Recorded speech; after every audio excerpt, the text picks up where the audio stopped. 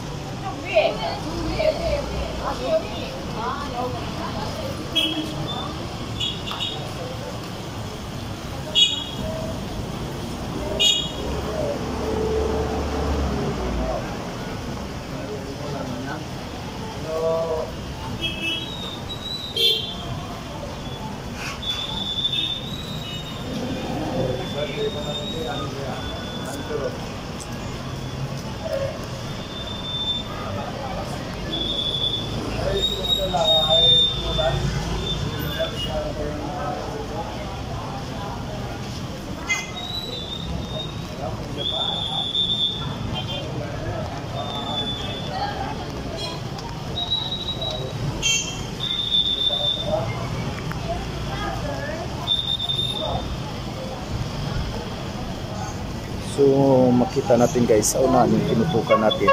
Ayun ang National Highway dito sa Boracay Island, no? Mula sa port papuntang mula sa port, no, Station 3 papuntang Station 2 at papunta doon sa Station 1. So sa unahan, no, yung tinutukan natin ngayon ay yung lagoon nila dito sa Boracay Island na malapit lamang sa Damol.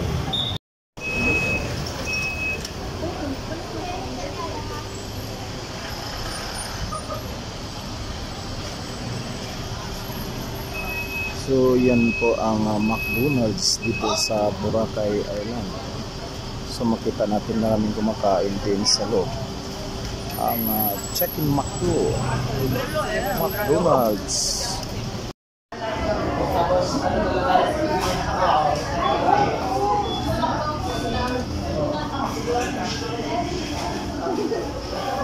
Ito na, we are waiting for our serving at 156.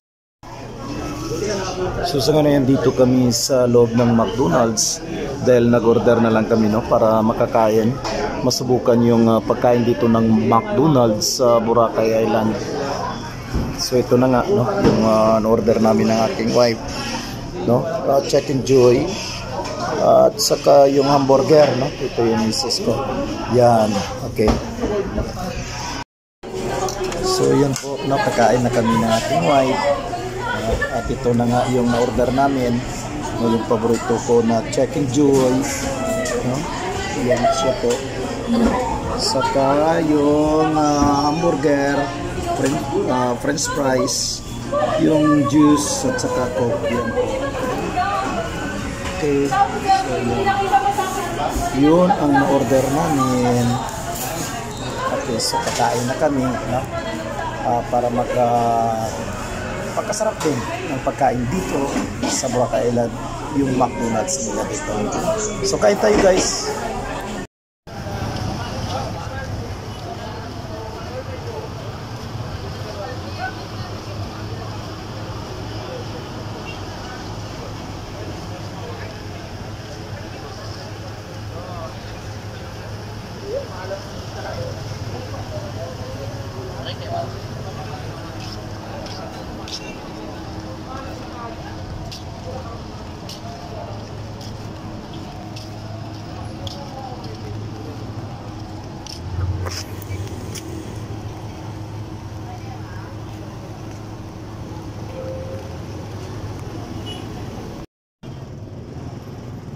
So kanina nakita natin, no, yung pinakamalaking signage dito na Boracay, at ito yung nasa likuran ng signage na ito na Boracay.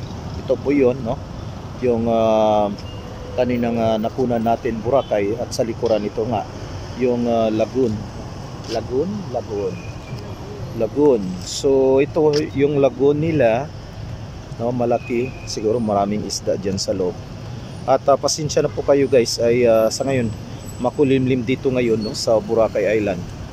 Umambon dahil nga, no, narinig natin sa balita kanina sa TV, no, na mayroong signal number 1 sa Eastern Samar at Surigao. So kaya nga umambon ngayon dito, no. So ito yung nagpapakita na rin na malapit din yung bagyo or tropical depression na umapalapit dito sa Philippine Area of Responsibility, no? Okay, so yun nga, no, yung Lagun at yung Boracay kanina, kaya dyan yung asawa ko ay malapit lang dito, no, sa tapat mismo ng The Mall. At ito nga, no, doon sa kabila ay yung McDonald's, no, nakagaling din natin dahil nga nagmerienda tayo kanina. So dati, no, naka-stay din kami dyan sa likuran ng Club Galaxy na yan. At sa ngayon, no, dito kami sa Beachfront. So tanda-tanda pa rin namin, no, yung lugar na ito. At pero kung tignan natin, no, mayroong mga pinagbago, improvement na rin. Dati kasi mga 2015 yata, 2016, andito din kami. So ngayon, no, nakaharap tayo sa Club Galaxy, no, with 3 minutes away. Yan po.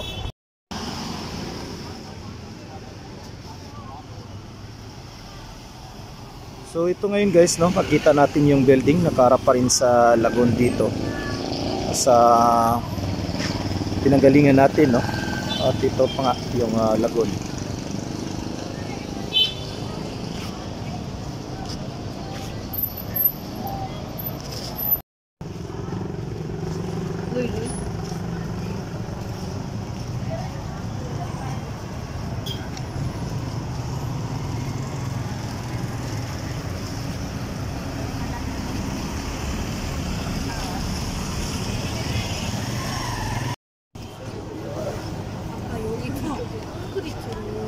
여기 선 뭐야?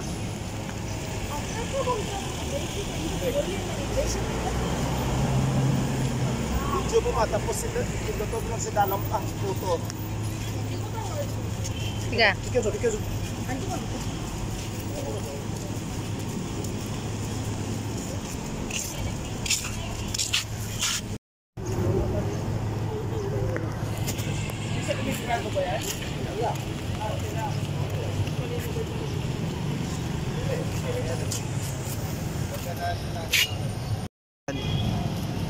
This one.